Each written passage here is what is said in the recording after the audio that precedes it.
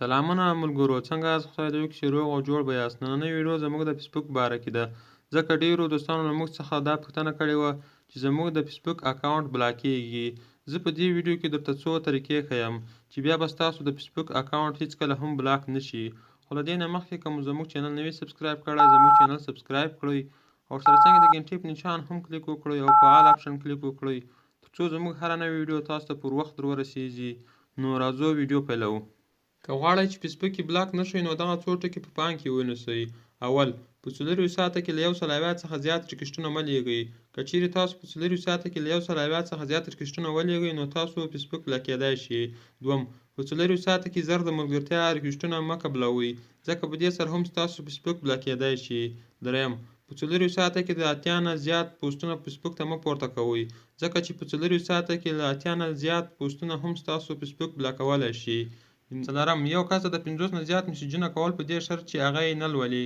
د 50 نه زیات میسیجونه ستاسو د فېسبوک اکاونټ بلاکولی شي. پنځم، یوه آی ډي د 10 نه په زیاتو موبایلونو یا کمپیوټرونو کې خلاصول هم ستاسو آی ډي بلاکولی شي.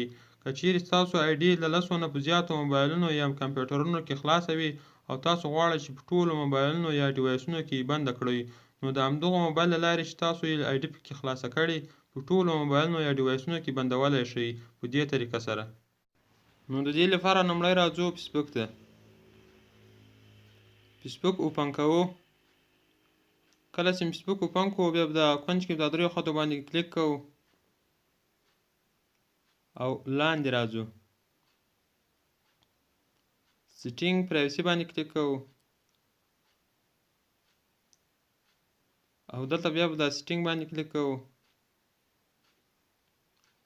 او لاندې راځو سکیورټي اینډ لوګین باندې کلیک کوو